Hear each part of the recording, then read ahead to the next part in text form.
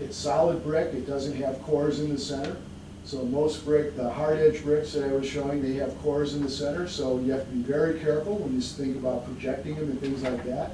You know, getting water into that. One of the advantages of the solid brick is that you avoid some of those problems. Again, from a functional perspective, it gives you a little more flexibility to work with the brick in that regard.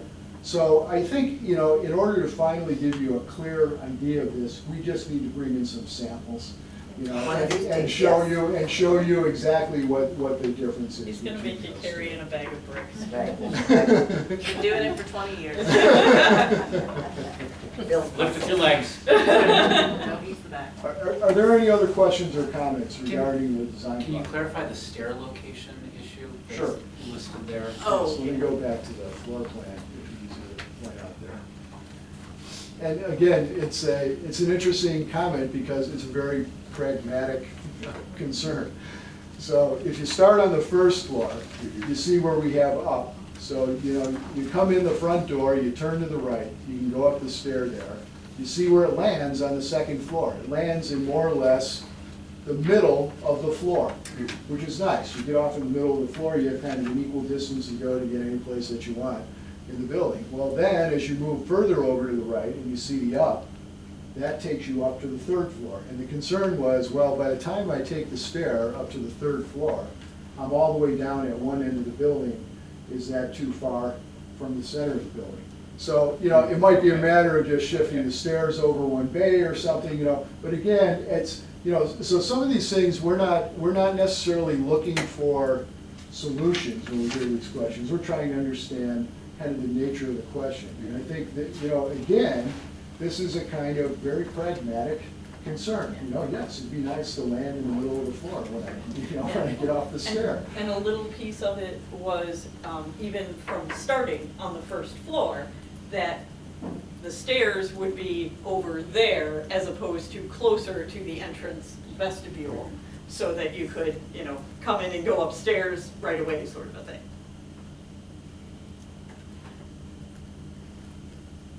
Yeah, and that's, and you know, what we haven't, you know, some of the detail that we need to develop is, what is that character when you walk in the front door?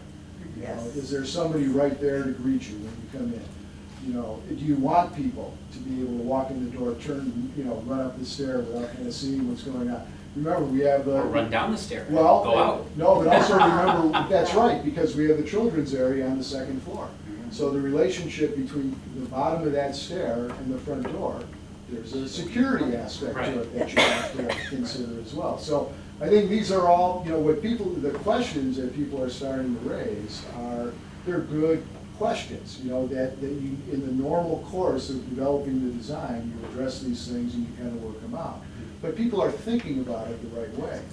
I think, you know, I think what we took away from it was the big issue that we wanted to try to measure in presenting this to the community was, how do you feel about the character of what we're showing? And I think that part was very positive. And so I think in that regard, we're headed in a very good direction. And I think especially if we can develop some of the detailing the way we've talked about it and follow through on that, I think that in response to the questions about design, I think we're headed in a very positive direction. Now, I think the next aspect of it is developing the interior of the building, you know, as well. You know, and that could actually address that concern about the stairs. I mean, maybe what happens is, as you are shoveled down to the end of the building, that's the busier area of the third floor. And then those areas that we want to keep quiet are by design further from the entrance of the stairs. Right, and so that fixes itself. No, and so, you know, we're also trying to do this balancing act at this pre-referendum stage where, you know, the more time and your money that we spend to figure out all these things, you know, where do you draw the line? So we want to figure out, we want to satisfy people's concerns. We don't want the architecture to be the reason that people vote no in the referendum, right? And if we can make it a reason for them to vote yes, we're fine with that as well. Right? So I think the trick is figuring out what kind of an investment is appropriate now, as opposed to, you know, developing it down the road. We have done these projects where we show nothing more than bubble diagrams before the referendum, and we tell the community, we're gonna work out the whole design process with you in public if you pass a referendum. And that's fine in some communities, but every community is different. And I think, we're hearing something very different here as far as what the community expects. So I think, we understand that, I think, and we want to respond to that, but I think we're also trying to be conscious of how far do we really need to take this in order to satisfy some of those concerns. I want to go back just to the concerns in the public, on the public feedback, on the public park capacity. At some point, that is not totally our responsibility. The amount of parking in this downtown area is not the total responsibility of the library. And I think that's when we need to go to the village or whomever and say, are you going to buy into this parking situation? I just think that's a real, because I keep reading it, when I was reading your report, and it was parking, and I'm seeing this, and I'm thinking, this isn't all our baby, so. And we just improved the parking. I Yeah. mean, it did just get better. Yeah. Yay, village. Right. Yay, I mean, TIF district. And the village will have to be an active partner in this project because of the land issues. Sure. Part of the parking lot we currently Yeah. have and the land upon which we are proposing to build a library is the very piece Yeah. that is currently owned by the village. So it will be a joint project. It has to be, but that parking can be somewhere else besides here. And that has to be an active concern on the part of the village to start to think about where else can we have people park. And so that it can become a discussion point for Yes. us. Yes, because. Yes, we recognize that, and here are some But other it options. just seems like it's in our lap. Right. And I don't think it should totally be in our lap. And I know that's not your problem, but it was just when I see that come up and read it so many times in your report, it's a concern. I think it's more probably perception than reality. I mean, when you look at a brand new building and it's such a departure what you have, there is concern that I can't have the convenience of having a front door spot. And we deal with this when we do park and rec. Everyone wants to park right in front of your facility. course. They don't want to walk 5 minutes. No. And if it's So they go perceived exercise. that the Right. if the convenience factor is not there, then they're not going to be happy. No, but it's Even just though something the points are I very just- well. Yeah. But I think on most libraries, you'll see that parking is one of the key issues. I can't remember a library where it wasn't, to be honest. It's always parking. And you can't always solve it, but you can go some way towards. But I just think we need to Yeah, I bring agree. that issue and say we need to work with you in this. Yeah. I mean, not to be You contrary may about want to it, do but. some kind of a survey and just formally just count the people that I just witnessed parking there and walking downtown. Well, and I So there's think, your joint venture. Well, And and- that's a fine thing, however, It's a good thing for the community. for the community, but we Right. can't take it all on. yeah. Well, and are we looking at two issues? Is the issue the parking for the community, or is the issue the parking for the library? And are people concerned about how will they get to the library easily within Or is it a just the large big? lot? Or is it, we just want more parking downtown? What are they really Yeah. saying when they say parking is a concern? But simplicity says that if you're expanding this big building, that you're gonna take no parking, and there won't be enough. You're gonna have more people, and it's gonna take up more space. So until they get the detail that we're talking about, I think likewise, they may have assumptions that are pretty simplistic, because they don't know. No, and this might also overlap with the concerns with your local community for what's gonna happen here. If there isn't enough parking in the library lot, and people are thinking you're gonna have more cars there, where are they gonna park? Are they concerned that they're gonna be parking Sure. in their neighborhood or something, or, that it's not gonna be, I think at some point, a lot of these issues start to overlap. And that's what, Yeah.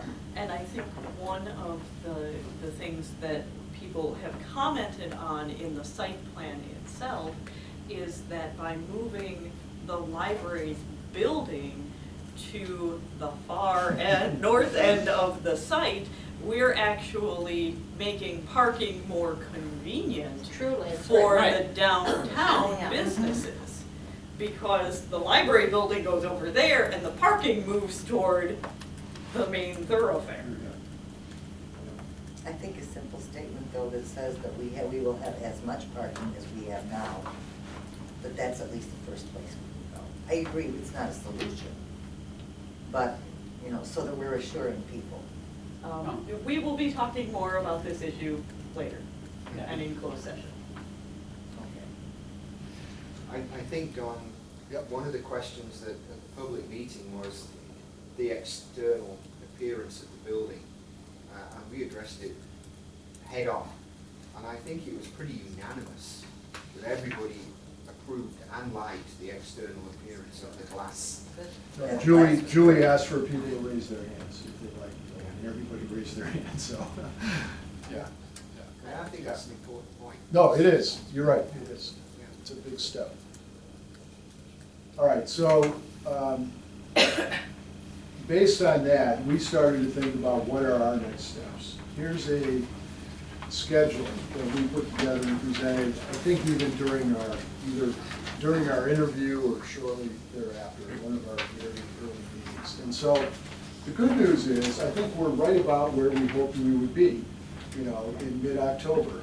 We have developed the concept to a point where we feel like we have a pretty good direction that we're headed. One of the next steps that you see outlined here in November is to confirm the costs, and we've talked about the importance of this now as well. I think we're at a point now in our development of the design that we can work with Graham's group and provide them some additional information so that they can put together a cost on this. And I think that's another key next step in terms of what we want to do. So I think we're on track to do that. The other issue, though, that I wanted to spend a little bit of time talking about, and this also overlaps with some of the other discussion that we've heard here tonight, is the pink bar that you see at the bottom, the referendum campaign. And, you know, maybe campaign is the wrong way to put it, but the fact is, you know, the referendum campaign doesn't start, you know, in December after you take the vote. The fact is, it's already started. And so I think our concern is that at this point, we've developed the design far enough to have confidence in it, but that there are these other issues that are, some are design related, some are not, that are also going to be a factor in people's decision about whether or not to vote for this. And so, one of the things that Julie did at the end of the last meeting that I thought was very helpful was ask people, you know, what are the concerns you're hearing about in the community, and wrote them down on the board. And here's a regurgitation of that list of questions. I won't go through it all. I think a lot of this is, you know, I think it's all familiar to you, but I think that there are some issues here that are not captured by simply talking about the building design that, you know, need to be addressed going forward. And so what we did is a way of starting to think about next steps and how do we start to organize our process as a group to address all of the issues that are related to the referendum campaign. We thought that one of the ways to think about organizing these issues and thinking about community engagement, how are we going to communicate with the community, whether it's through mailers or meetings or whatever, how do we start to organize our thoughts around this? And we thought that one way to look at it is that it could be broken down into, Or we could just go away. Or it could go away again. that's okay, the slide isn't really necessary for this. That we could think about this in terms of kind of three primary issues. There's library services, okay, there's what the library does. There's facilities and operations, which have to do with the building. And then finally, there's the financial issues that have to do with taxes and costs and things like that. So in giving this some preliminary thought, the library services part, we thought that one of the things that's important about this is to identify, make sure people have a clear understanding of what some of the current limitations are in terms of your library services as a result of the building that you have right now.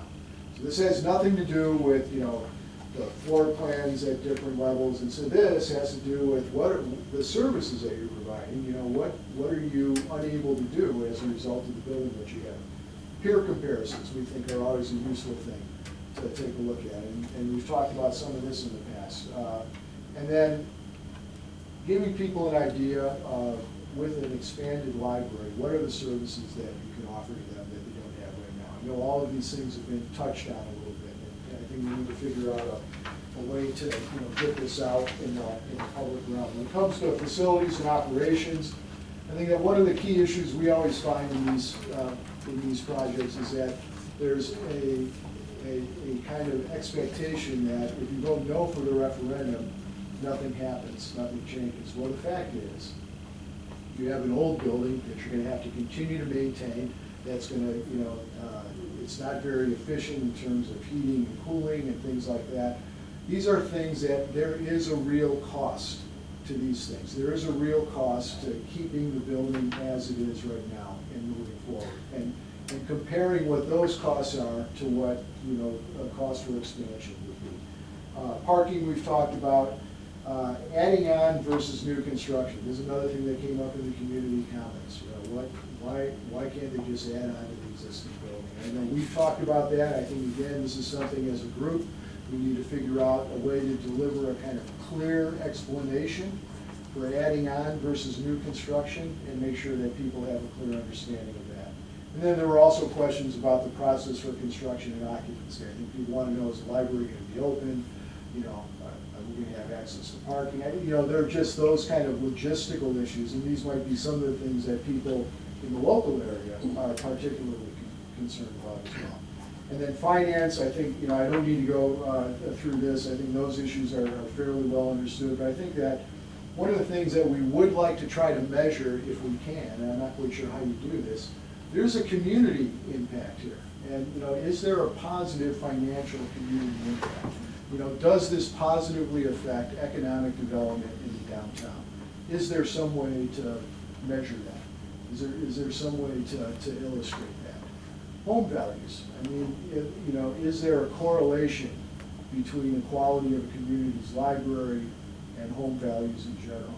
Could this even raise home values in the area immediately around the library? So I think, there are some financial issues that we've been focusing really on the expense side of things. And I wonder if there aren't some things on the value side of things that we could try to measure as well. And this segues right back into what we talked about with John Taraska from Every Library about the informational campaign and centering that about what happens if it passes, what happens if it fails. And really putting those talking points that I sent to you all last week that talked about library services in the context of the greater good, where we're not talking simply about story time, but we're talking about early literacy support so that every child in Plainfield has the opportunity to go to kindergarten ready to learn, because they have had the support at school, at the library, throughout their community, and their caregivers to give them that solid early literacy foundation. Things like the workforce, labor-ready workforce, where we are building a labor-ready workforce for our community by supporting the job skills and the life skills of our constituency. Everything from English language learning to basic computer skills to make sure that people are ready to work and that they have the skills that they need in a 21st century job market. So all of those different talking points come into play when you're looking on the library services side. Then the facilities and operations, that's really the nuts and bolts of the plan. And we can go further on the actual interior planning, or we could just tell people, because we won't be doing specifications until after it passes. That can be part of the, okay, we've got this big chunk of square footage, and we know how big it's gonna be, and we know what we wanna put in it. Here's our building program. You guys have the workbook portions of that from Anders. The narratives are still coming. But that talks about how many square feet of that big chunk of space are allocated to the computer classroom, the study rooms, the digital media lab, the teen center. And to be able to say, okay, here's the big list. If you really want to see how many square feet, we're estimating the teen services room will be, then here is the building program. We've got it all down on paper. We haven't done the design work. That will come after. And then on the finance side, people want to know what's the tax impact to me? What's the total dollar amount of the bond? How long will it last? Is there an operating portion, and how long will that last? So I think the direction that we had taken with giving a target maximum is really going to work for us in developing the total package, because we have a target maximum. And both pieces of that, the bond and the operations, will be a part of that target maximum. And so we've got our work cut out for us now in figuring out what it's gonna cost, yay Graham. Yes. And our owner's representative, part of their services is the full cost analysis, so it's time to get down to the nuts and bolts on that part. And we still have a couple of big questions hanging out there. We know where we want to go with the informational campaign. As we talked to John Churaska about the information only, that we want to be getting that full information out as soon as we've got it. So we're gonna, once this board votes in December, we want to try to hit the first big informational mailing piece. Lisa and I were talking about it today. In early January, we want that to hit homes, right shortly after our regular newsletter. And then with a follow-up piece that maybe is a little more FAQ, the first one maybe more of a nuts and bolts kind of more pragmatic, and the second one might be a little more narrative. I don't know. We need Sam, our amazing graphics person, to help me come up with something that makes this not just me going blah, blah, blah. But beyond that, I think we come right back around to what Don was asking. How far do we want to go, and what else do we need from Nagel Hartray to put into this informational campaign? Renderings, model, flyby. I think that strikes me is he did talk about some of these possibilities in terms of the extra building exterior. And I think that somehow, at least even if it were just that these are 3 different options or something that we're considering, or some way, it would be better than just saying we'll develop that later, maybe, so that there's more visual input of some kind. I think it's easier to decide on an exterior, or at least a Right. general exterior, than it is to do all of the little tiny bitty pieces that go into the Inside. floor plan. Right, I agree. So we can make a pretty picture, they can build us a lovely model that we can take our little show on the road. Because Carl and I were having a conversation the other day about, for people who have trouble visualizing the way the library will fit on the site, a model could go a long way to being able to show, okay, here's the library, here's where all this parking's gonna go, okay, here we've drawn in Lockport Street, so that you can kind of get a sense of how it fits. Well, and I'd suggested even having the footprint of the existing building to really give them the scale and where it is on the site as compared to what they're seeing now. That very, very light dotted line. Yep. So we can Yeah, point, yeah. see that little thing right there? That's where the building is now. Mhm. See all those parking spaces that'll be? Right. Well, and I'll tell you something that's been really helpful to me is when you've done the plans, and in the corner on the slide you have, and here's what's on that floor. And I think if we detail that a little bit better and dovetail it with what Anders has put together in terms of the program. And so you don't have to have the full detail, but Just more generally. detail than what we've had to show. Okay, so here's how the first floor is gonna function. Not necessarily how it's gonna lay out, but how do these things work together as a unit on the first floor? How does the second floor work together? How does the third floor Yeah, so if I understand what you're saying, and I think the idea of tying it to Anders' program somehow is a very good idea. And we can do that through a kind of keying system, you know, whether it's, you know, numbers or letters or something that kind of, you know, correspond to something in Anders' program and locate where it is on the floor.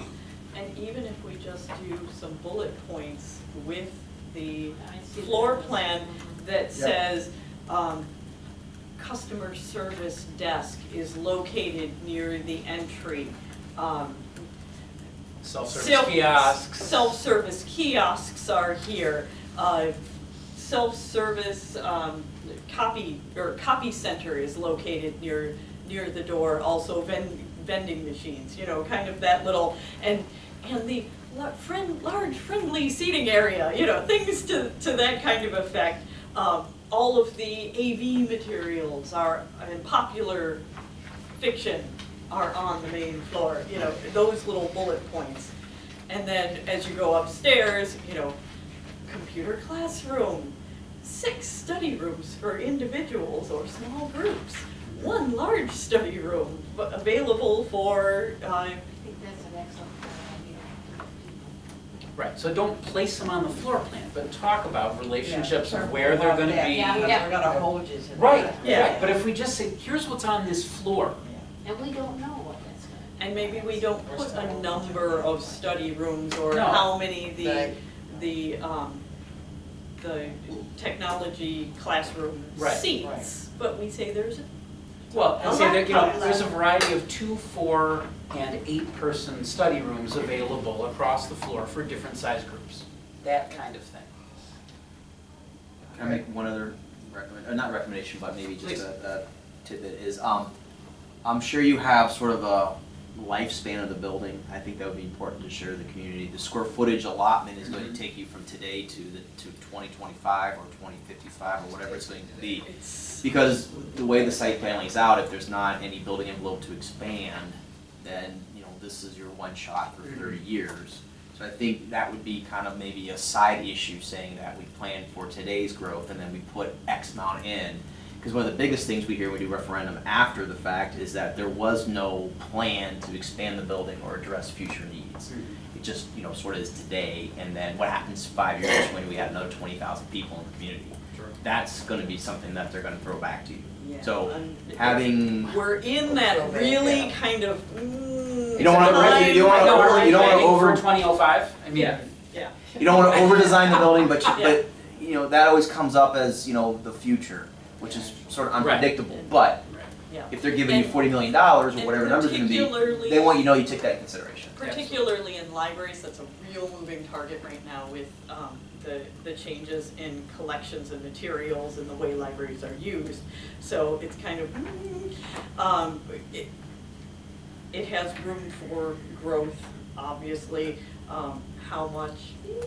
Because one of the comments we heard is. But one of the things that we'll probably want to talk about is, in the future, for growth and expansion, it would most likely be a branch scenario. Because libraries, the optimal size for a library building, when you get past 100, when you get to 100,000 square feet, you're getting to unwieldy. Yeah. And most libraries are, when you get to a large building, they stop somewhere between 75 and 100,000 square feet and then deploy branches. That's Because you're great for the you're community. large enough Yeah. at that point that you're serving a community that is geographically dispersed in a way that a branch makes sense.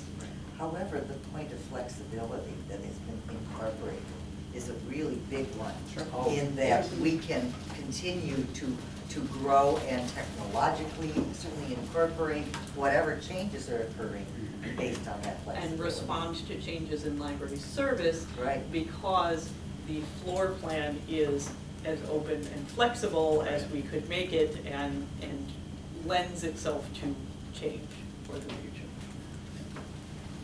Excellent points. Hang on, I'm writing those down for my, for my FAQ. I'm doing the FAQ document these